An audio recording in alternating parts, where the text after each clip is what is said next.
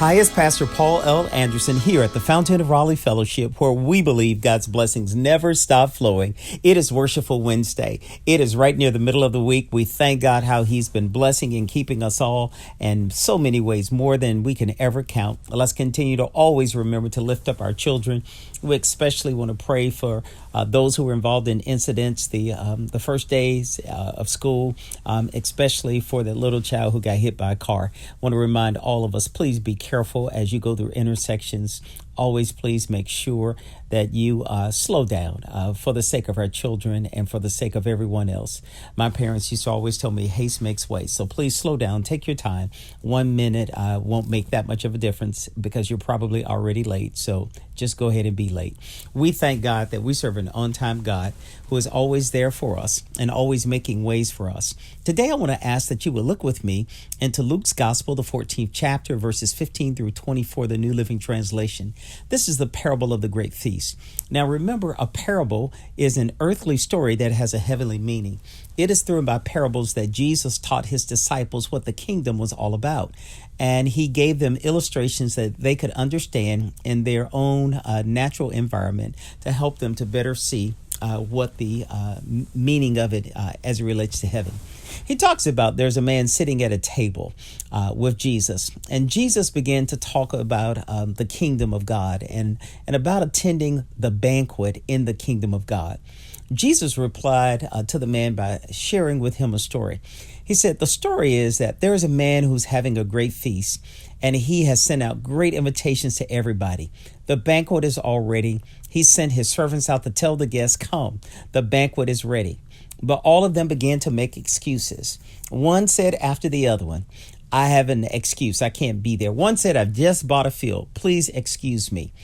I can't make it. Another one said, I've just bought 5 pair of oxen and I want to try them out. Another one said, I just got married and so we want to spend time alone. I can't be there. The servant returned and told his master all of the many excuses that people gave. It says the master was furious and said, go quickly into the streets, into the alleys and the towns, and invite the poor, the crippled, the lame, the blind, and all that you see. Invite them to come to the feast.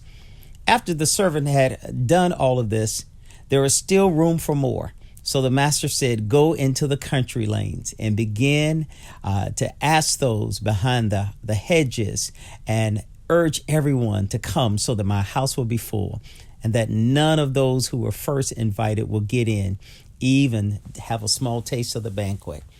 He begins to use this illustration for all of us to see that Jesus came for Israel. He came for those group of persons who he was bringing the message, the ones that we call the Jewish population in their day. He came to tell them about his goodness. None of them wanted to come. All of them had excuses about receiving what God had in store for them. One after the other, they all said, no, I'm not interested. No, I don't want to go.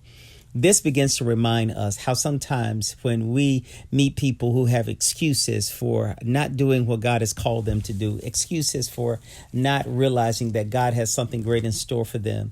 And so what happened to us is what happens in this parable, that the man who was giving the banquet, he said, it's open to everybody, whoever would love to come. And it says they go out and get all of those people who were the outcasts, those who were the downtrodden, those who were homeless, those who were lame, those who were poor, those who were out in the streets and in the alleyways. He said, tell them to come on because I want my house to be full. You know, that's what God is saying to us all. He wants his house to be full.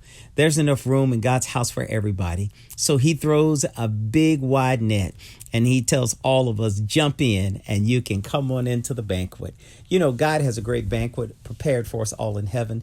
There's room at the table for all of us. Just as the room at the table in heaven, we should make sure there's room on the table down here for all of our brothers and sisters on earth, that we should look beyond our own personal bias and not just look for those who are our close friends, but let's invite whosoever will, let them come, because God has great things in store for us all.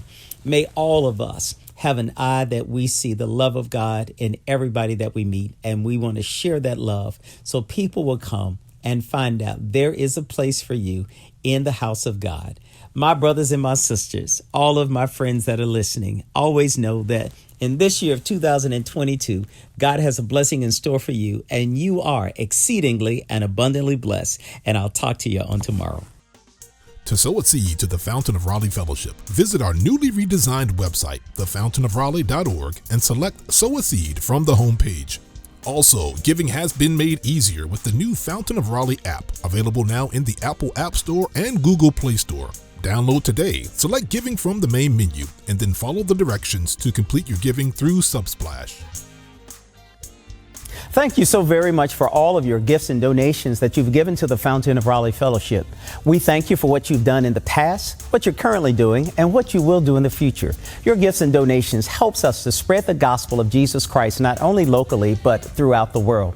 Thank you again for your gifts, and may God continue to richly bless you. It is here at the Fountain that we believe that we are exceedingly and abundantly blessed, and may you receive those blessings that God has in store for you.